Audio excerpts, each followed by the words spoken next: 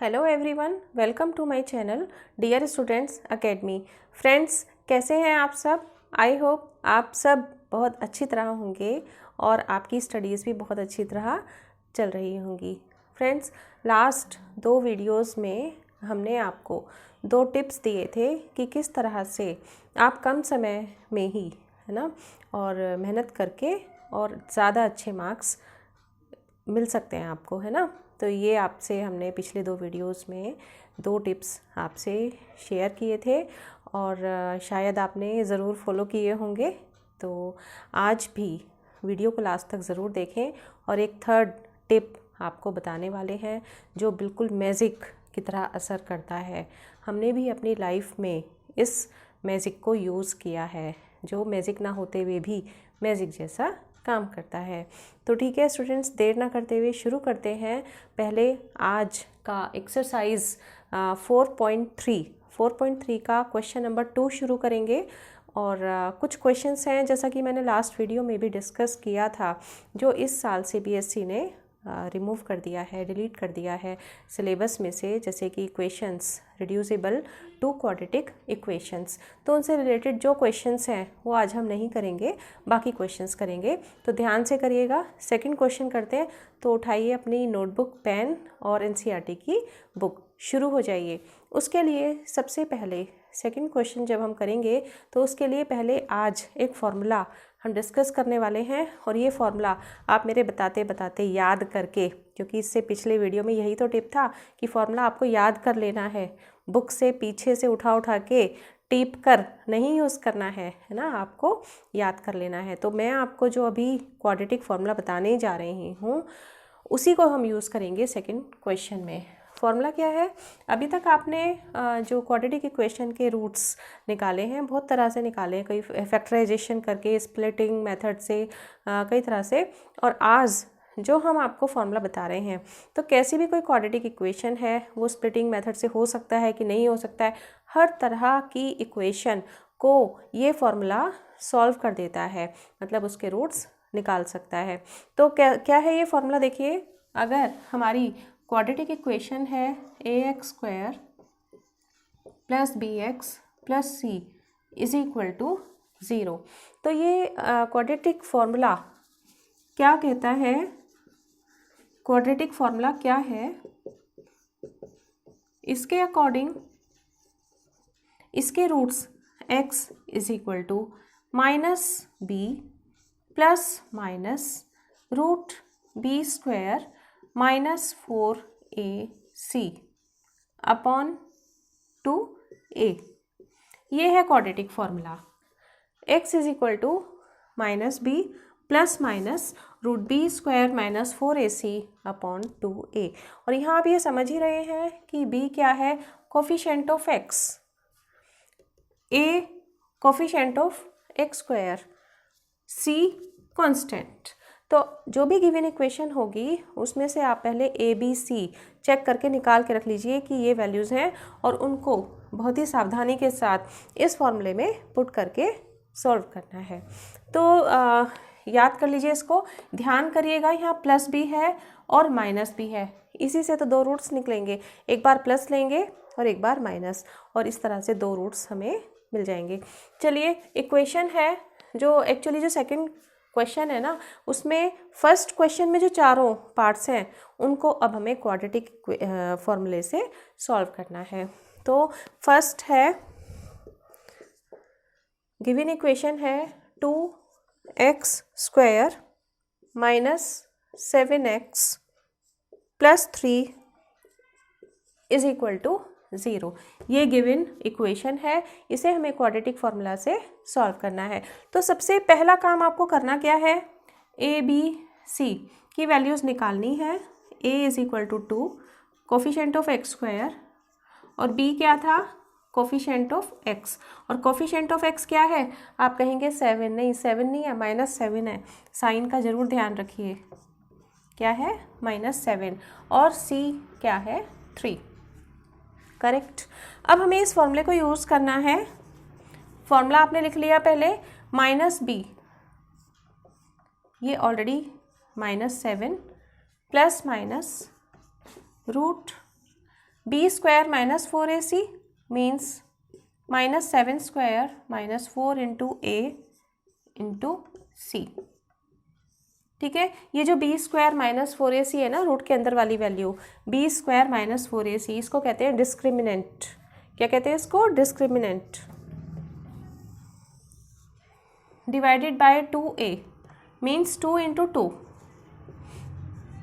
Okay, सारी values check कर लीजिए। हमने क्या रखा? माइनस, तो फॉर्मूले में था b की वैल्यू में -7 root B square means -7 square minus 4 into A into C. अब हमें क्या करना है?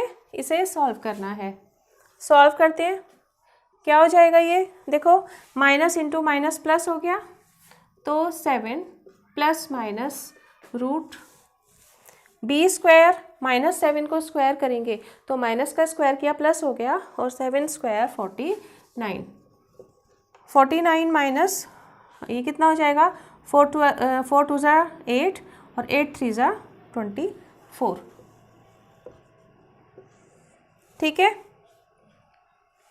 Denominator 2 into 2 that is 4। Clear है? Now it is equal to 7 plus minus 49 में से 24 को माइनस करेंगे तो आएगा 25/4 इज इक्वल टू रूट 25 की वैल्यू 5/4। एक बार प्लस साइन लेंगे तो x की वैल्यू आ जाएगी 7 प्लस 5/4 मीन्स 12/4 मीन्स 3। और अगर minus sign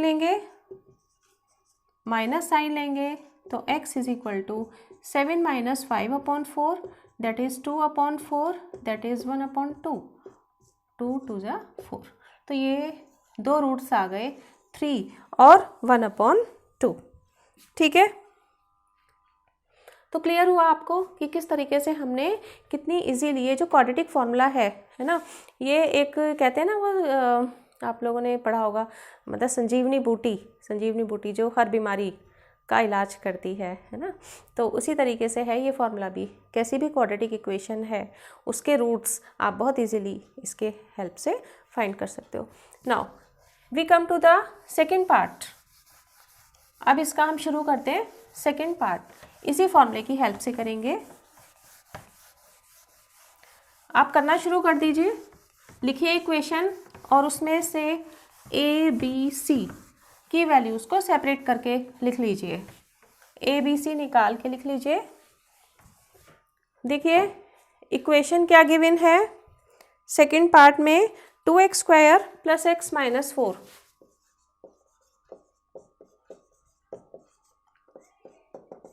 to x square plus x minus 4। ठीक है, अब इसको कैसे सॉल्व करेंगे? देखिए,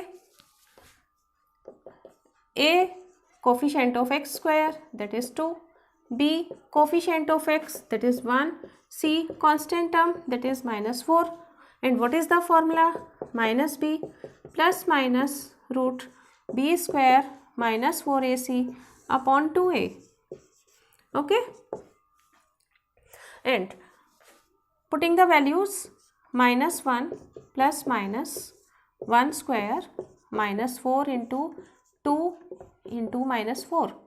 हमने ए बी सी की वैल्यूज़ पुट कर देनी है यहाँ पे। ठीक है, -1 प्लस -1 को स्क्वायर किया तो 1 आ गया, एक माइनस है यहाँ पे, minus into minus is plus, 4 2 ज़ा 8, 8 4 ज़ा कितना हो गया?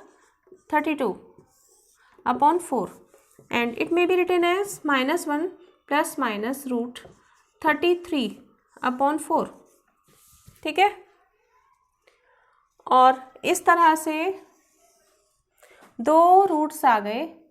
क्या? एक बार प्लस साइन लेंगे, जब प्लस साइन लेंगे आप तो x की वैल्यू आ जाएगी -1 प्लस रूट 33 अपॉन 4, और जब माइनस साइन लेंगे तो x की वैल्यू आ जाएगी -1 माइनस रूट 33 अपॉन 4। तो इस तरह से देखा आपने कि ये दो रूट्स सेकंड पार्ट के भी हमने इजीली फाइंड कर लिए। अब आप थर्ड पार्ट जो है इसमें, थर्ड पार्ट उसको सॉल्व करना शुरू करिए, सॉल्व करना इसको शुरू करते हैं। तो देखिए, इक्वेशन लिखिए और ए बी सी की वैल्यूज़ सेपरेट करिए। ए बी सी की वैल्यूज सही अगर आप लिख लें तो समझ लीजिए आधा काम तो हो गया। अधिकतर बच्चे तो यही गलती करते हैं कि माइनस प्लस को तो कोई वैल्यू ही नहीं देते, है ना, चेक ही नहीं करते कि भाई माइनस है तो माइनस के साथ लिखना है, भूल जाते हैं उसको। तो आपको ध्यान करना है कि वैल्यूज़ में माइनस है तो माइनस ज़रूर यूज़ करना है, ठीक है। तो आप ए बी सी की वैल्यूज़ पहले अच्छी तरह से लिख लीजिए, ठीक है। चलिए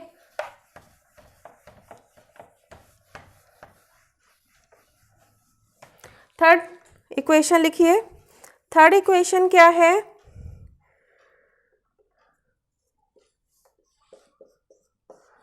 थर्ड इक्वेशन लिखते हैं, ये है 4x square plus 4√3x plus 3 is equal to 0, ठीक है। अब आपको क्या करना है, इसमें से पहले ए बी सी की वैल्यूज़ निकाल के रखना है। तो A4 B coefficient of x सब में ही प्लस है, यहाँ तो कोई टेंशन ही नहीं है। C की value 3 and what is the quadratic formula? It is x is equal to, क्या है quadratic formula? x is equal to -b plus minus √b² minus 4ac upon 2a, ये है ना फॉर्मूला। तो आप इस फॉर्मूले में इन वैल्यूज़ को केयरफुली पुट कर दीजिए। क्या हो जाएगा ये? -b की वैल्यू 4√3, रूट के अंदर 4√3 को स्क्वायर करेंगे, b का स्क्वायर है ना, -4 into a that is 4c that is 3 upon 2a that is 2 into 4। Okay, solve करिए। -4√3 प्लस माइनस, अब यहाँ देखिए 4 को स्क्वायर करेंगे, 4 को स्क्वायर तो 16 आ गया, √3 को स्क्वायर करेंगे तो 3 आ गया, तो 16 इंटू 3 48, और ये 4 4 जा 16 और 16 3 जा फिर से 48, तो ये डिस्क्रिमिनेंट तो भाई यहाँ 0 आ गया, और ये हो गया -4√3 प्लस -0 अपॉन 8, है ना। तो it is equal to -4√3 upon 8, 4 2 जा 8। तो ये वैल्यू क्या आ गई इसकी? ये वैल्यू आ गई -√3/2, -√3/2, ठीक है। और इसी को रिपीट करके लिख देंगे, क्वाड्रेटिक है ना, तो दो रूट्स होंगे सेम होंगे। जब डिस्क्रिमिनेंट 0 होता है तो जो रूट्स होते हैं, है ना, वो सेम होते हैं, ठीक है। और आपने देखा ये क्वेश्चन भी हमारा कितना इजीली सॉल्व हो गया। अब आते हैं इसके फोर्थ पार्ट पर। फोर्थ पार्ट में भी हमें इसे डिस्क्रिमिनेंट की हेल्प से सॉल्व करना है। What is the equation? इस साइड करते हैं, लेफ्ट साइड।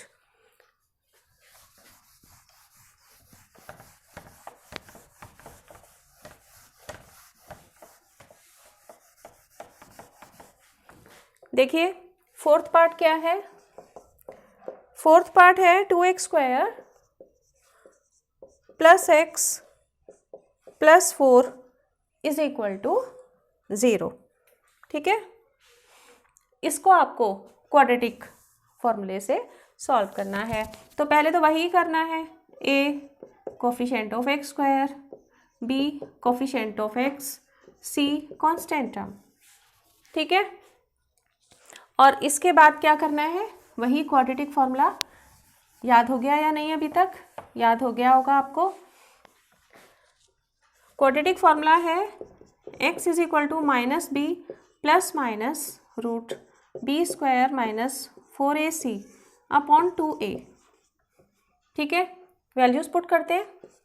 ये हो गया -1 plus minus root B square, और बी था हमारा 1, माइनस 4 इंटू ए 2 और c 4 upon 2a, 2 into 2 -1 plus minus root 1 minus कितना हो गया ये भाई, 1 का स्क्वायर तो 1 हो गया, 4 2 जा 8, 8 4 जा 32 अपॉन 4, ठीक है। और ये आ गया हमारा -1 प्लस माइनस रूट, याद होगा आपको पिछले हमने फर्स्ट क्वेश्चन के जब पार्ट्स किए थे वही तो सारे हैं ये, बस इस बार अलग मेथड से क्वाड्रेटिक फॉर्मूला से करना है। तब आपको याद होगा हमने किया था कि ये रूट के अंदर जब नेगेटिव वैल्यूज़ आती हैं, जब रूट के अंदर नेगेटिव वैल्यूज़ आती हैं तो ये वैल्यूज़ रियल नहीं होती, ये वैल्यूज़ रियल नहीं होती, ध्यान रखना है। फिर से मैं एक बार रिपीट कर रही हूँ, अगर रूट के अंदर, यहाँ है ना रूट -31, रूट के अंदर अगर नेगेटिव वैल्यू है तो ये रियल वैल्यू नहीं होती है। तो इसका मतलब this equation does not have real roots, ठीक है। तो ये था कंप्लीट सॉल्यूशन, फोर्थ पार्ट का भी आपने देखा कि ये कंप्लीट सॉल्यूशन हो गया, ठीक है। और जैसा कि आपको बताया मैंने कि थर्ड क्वेश्चन जो है और फोर्थ क्वेश्चन ये हमें नहीं करना है क्योंकि ये इक्वेशंस रिड्यूसिबल टू क्वाड्रेटिक हैं, तो इनके एग्जाम में आने के चांसेस नहीं हैं। तो आगे जो हम क्वेश्चन ले रहे हैं, कौन सा क्वेश्चन लेंगे फिर, क्वेश्चन नंबर 5 स्टोरी प्रॉब्लम है। रीड करिए, रीड करिए अच्छी तरह कि किस तरह से इक्वेशन बनेगी, क्या गिवन है, अच्छी तरह से रीड करिए।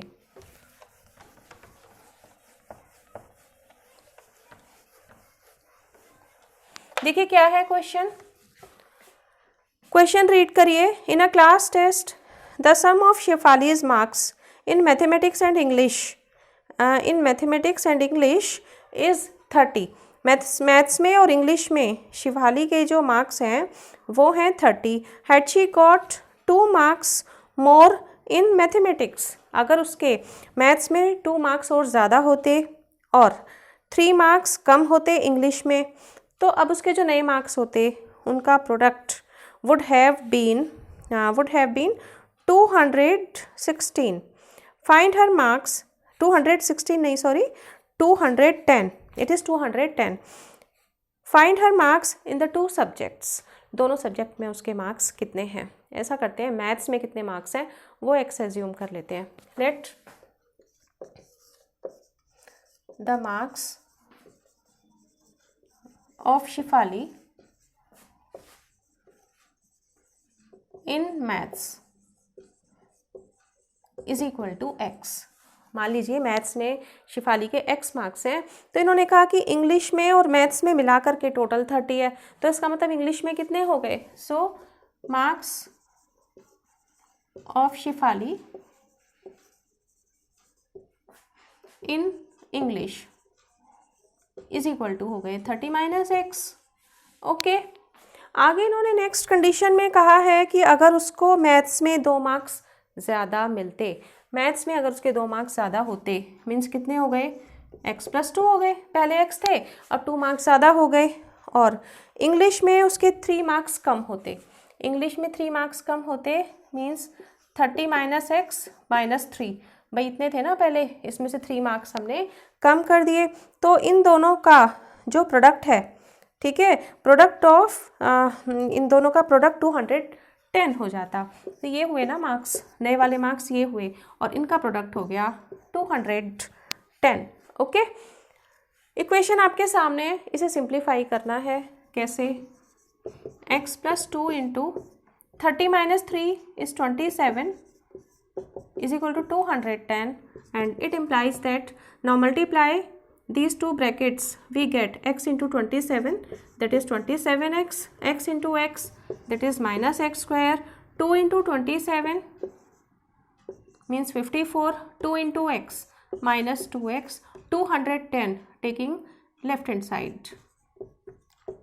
Okay, now it implies that 27x minus 2x is 25x minus x square 54 minus 210 कितना हो गया?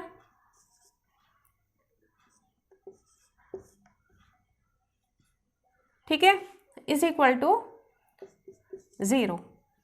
Okay, now it implies that minus x square plus 25x. हमने क्या किया इस स्टेप में? कुछ नहीं किया, सिर्फ जो स्क्वायर वाली टर्म है ना एक्स स्क्वायर, उसको पहले लिख लिया हमने. अब क्या करें इसके बाद? देखो, अब आप इस इक्वेशन को ना किसी भी तरह से सॉल्व कर सकते हो, आपकी चॉइस है. आप इसे क्वाड्रेटिक फार्मूला से भी कर सकते हो या आप इसे स्प्लिटिंग मेथड से फैक्टराइज करके कैसे भी सॉल्व कर सकते हो, जैसे आपको अच्छा लगे. इसके लिए मैं एक काम कर रही हूँ, ये माइनस से पूरी इक्वेशन को हम मल्टीप्लाई पहले कर रहे हैं. X square minus 25x plus 156 is equal to 0. ठीक है, अब देखिए यहाँ पे कैसे करें. थोड़ा सा ऐसा करते हैं, आपको याद होगा स्प्लिटिंग मेथड के हमने काफ़ी क्वेश्चंस किए थे. तो 156 को करते हैं, क्या करते हैं? Prime factorisation. 156 का प्राइम फैक्टराइजेशन. 2 7 जा 14 और 2 8 जा 16, 2 3 जा 6, 2 9 जा 18 और ये हो गया हमारा 3 1 जा 3, 3 जा 9, 13 1 जा. ओके, तो इसके फैक्टर्स हो गए 2 2 3 और 13. अब क्या करें? 2 2 जा 4, 3 जा 12 इंटू 13. अब देखो कितना इजी हो गया भाई. 12 इंटू 13 तो 156 आना ही है, इसी के फैक्टर्स हैं ये. और 12 प्लस 13 इज 25. हो गया स्प्लिट, है ना. तो करते हैं इसको, मैं थोड़ा सा यहाँ से इसको इरेज कर देती हूँ.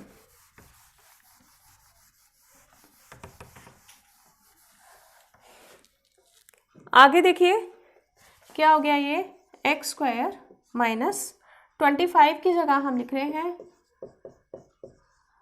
12 plus 13 x plus 156 is equal to 0. ठीक है, now it implies that, now open the bracket,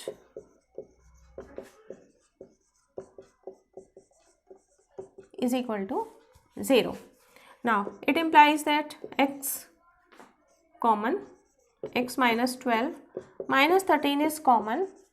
13 से 156 को डिवाइड करेंगे तो 12 आएगा. Now x minus 12 is common. Okay, अगर अब आप देखिए,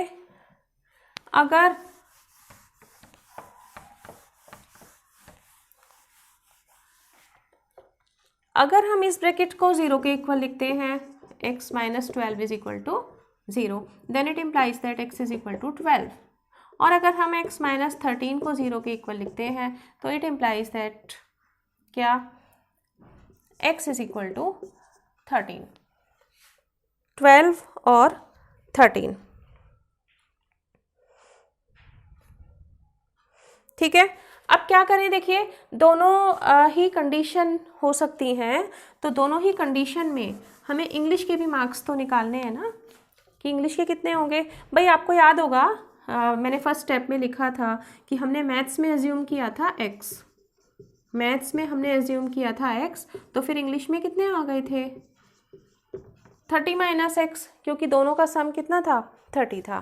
तो if first condition, if x is equal to 12, then 30 minus x is equal to 30 minus 12, that is 18. तो फर्स्ट कंडीशन में ये तो हो गए मैथ्स वाले मार्क्स और 18 हो गए इंग्लिश वाले मार्क्स. ओके, और सेकंड कंडीशन में अगर x की वैल्यू 13 है तो उस कंडीशन में 30 माइनस 13 इज इक्वल टू 17. तो उस कंडीशन में इंग्लिश में इतने हो जाएंगे, मतलब अगर मैथ्स में इतने हैं तो इंग्लिश में होंगे कितने? 17. दोनों ही कंडीशंस पॉसिबल हैं. क्लियर है? मेरे ख्याल से सबको अच्छे से समझ में आ गया होगा. अब इसके बाद में देखिए, ये हमने किया क्वेश्चन नंबर 5. ये हमने किया क्वेश्चन नंबर 5. बहुत इंपॉर्टेंट और अच्छे क्वेश्चंस हैं ये, करिएगा ज़रूर अच्छी तरह से, जब तक खुद से नहीं करके देखेंगे तो बहुत अच्छे से क्लियर नहीं होंगे। देखिए नेक्स्ट क्वेश्चन है क्वेश्चन नंबर 6। क्वेश्चन नंबर 6 की स्टोरी है, पढ़िए। The diagonal of a rectangular field is 60 metres more than the shorter side. मतलब एक ये रेक्टेंगुलर फील्ड है, एक छोटा सा ना हम डायग्राम बना लेते हैं। ये रेक्टेंगुलर फील्ड हो गया और इसका जो डायगोनल है ना, ये इसकी शॉर्टर साइड से 60 मीटर्स ज़्यादा है। अगर शॉर्टर साइड को x ले लें तो ये हो गया x + 60, है ना। और if the longer side is 30 metres more than the shorter side, ये वाली जो साइड है ना, ये शॉर्टर साइड से अगर कितनी ज़्यादा है, 30 मीटर्स ज़्यादा है अगर, तो क्वेश्चन ये है कि find the sides of the field. Okay, question clear हुआ। एक रेक्टेंगल है, रेक्टेंगल का डायगोनल छोटी वाली साइड से 60 ज़्यादा है और जो बड़ी वाली साइड है ये छोटी साइड से 30 ज़्यादा है। तो ये एज्यूम करने में तो बिल्कुल भी प्रॉब्लम नहीं है ना, जो शॉर्टर साइड है हमने उसको x एज्यूम कर लिया। अब देखो हम इसको लिखेंगे, let the shorter side be x meters। Okay, then diagonal क्या हो जाएगा, डायगोनल हो जाएगा x + 60 और जो इसकी बड़ी वाली लॉन्गर साइड जो है, लॉन्गर साइड ये हो जाएगी x + 30। यहाँ तक तो कोई प्रॉब्लम नहीं है, ठीक है। अब देखो आप, अब करें क्या, रेक्टेंगल है तो 90 डिग्री का एंगल है और 90 डिग्री का एंगल है ट्राइंगल में, तो फिर तो पाइथागोरस याद आती ही है ना। पाइथागोरस थ्योरम क्या है, according to Pythagoras square of hypotenuse is equal to square of base plus square of perpendicular, ठीक है। हाइपोटेन्यूज क्या है, x + 60 है, बेस x + 30, परपेंडिकुलर x। अब इसे सिंप्लीफाई करेंगे, a + b होल स्क्वायर वाली आइडेंटिटी यूज करेंगे, means x square + 2 × a × b means 2 × 6 = 12, तो कितना हो गया ये 120x। 2 से मल्टीप्लाई करेंगे ना 60 को, प्लस 60 का स्क्वायर कितना हो गया 3600 इज इक्वल टू, इसमें भी a + b होल स्क्वायर की आइडेंटिटी यूज़ करेंगे, x square + 2 × a × b mean 60x, 30 का स्क्वायर 900 और प्लस x स्क्वायर, ठीक है। ऐसा करते हैं, एक x स्क्वायर तो कैंसिल कर देते हैं, दोनों साइड सेम साइन है ना, तो एक x स्क्वायर हमने कैंसिल कर दिया। अब क्या करें, x स्क्वायर को लेफ्ट साइड में शिफ्ट करेंगे तो ये हो जाएगा, ऐसा करते हैं इधर ऊपर करते हैं इसको, यहाँ से ज़्यादा क्लियर होगा।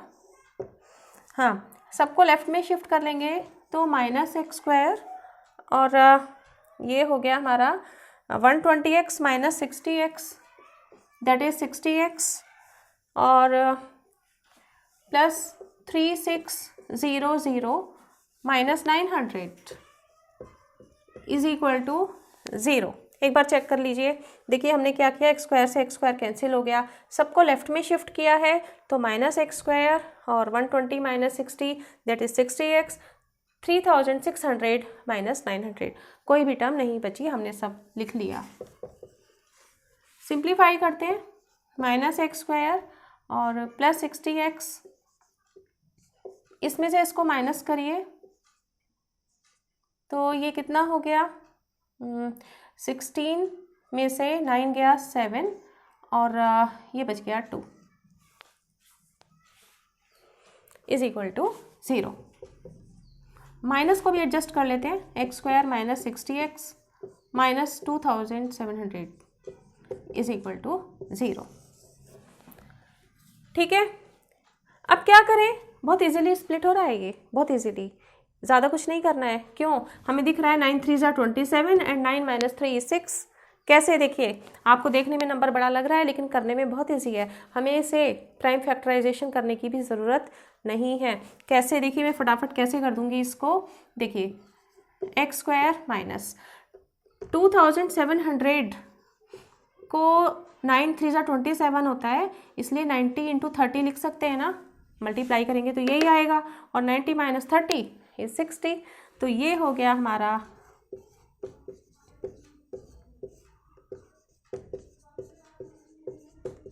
ठीक है। अब तो कुछ नहीं बचा, अब तो आपको प्रैक्टिस हो चुकी है सबको। अब आप इसे क्या करेंगे, बस थोड़ा सा क्या कॉमन वॉमन लेना है करके, और आंसर आपको मिल जाएगा। Minus minus plus, x common ले लो, यहाँ से 30 कॉमन ले लो, x - 90 is common, x - 90 common ले लीजिए, x + 30 इज इक्वल टू 0। ठीक है। अब देखो यहाँ से, या तो ये ब्रैकेट 0 है, अगर x - 90 0 है तो यहाँ से x की वैल्यू आती है 90 यूनिट्स, जो भी यूनिट्स इसकी जो भी होंगी यूनिट्स। तो इसमें आप सिर्फ, इसमें शायद मीटर में है कि किस में दिया है क्वेश्चन, मीटर में है। ओके, तो मीटर में ही लिखेंगे, इतने मीटर। और अगर ये ब्रैकेट 0 के इक्वल लिखते हैं तो x + 30 इज इक्वल टू 0, तो यहाँ से x की वैल्यू आती है -30। अब क्या ये पॉसिबल है? क्या कभी लेंथ माइनस में हो सकती है? नहीं हो सकती ना। तो इसलिए हम -30 वाला इग्नोर कर देंगे, -30 को हम इग्नोर कर देंगे और इसे हम नहीं लेंगे। हम सिर्फ मानेंगे x is equal to 90 metre. अगर x 90 मीटर है तो इसमें x तो 90 थी, मीन्स शॉर्टर साइड थी, तो इसकी लॉन्गर साइड कितनी हो गई?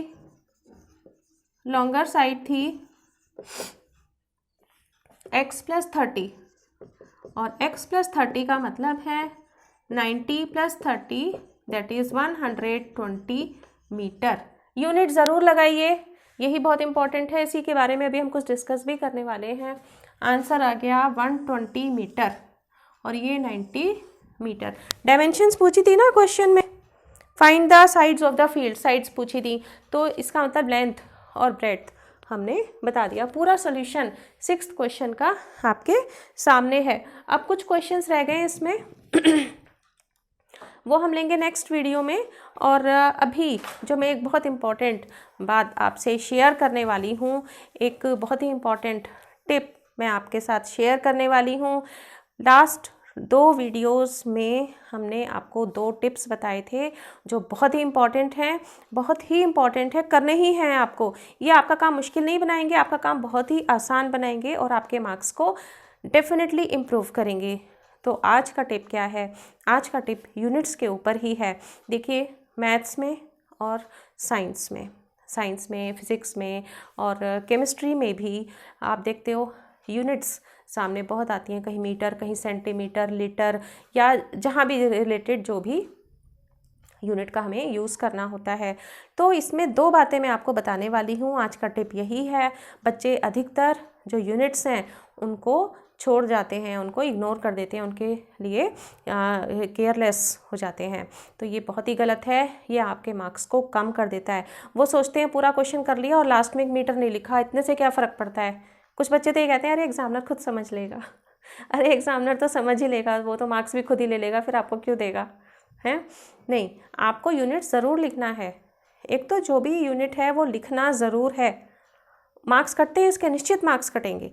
दूसरी बात, देखो, मार्क्स आपने पूरा क्वेश्चन सारा का सारा सही कर दिया और बाद में यूनिट लिखने से रह गए और कट गए आपके मार्क्स, तो बेकार होगी ना मेहनत। तो आपको यूनिट्स तो लिखना ही है। इसके अलावा यूनिट से रिलेटेड ही मैं एक बात आपको और बताने वाली हूँ कि अधिकतर जो हम क्वेश्चंस करते हैं, मैथ्स में है या फिज़िक्स में है या इवन केमिस्ट्री में भी है, तो उसमें आप देखते हो कि कई बार क्वेश्चन में अलग अलग यूनिट्स का यूज़ होता है। कहीं मिनट्स है और सेकंड्स हैं, या मिनट्स हैं और आवर्स दे रखे हैं अगर टाइम की बात करें, या लेंथ्स की बात करें तो कहीं मीटर और किलोमीटर है, कहीं मीटर सेंटीमीटर है, अलग अलग यूनिट्स का यूज़ किया गया होता है।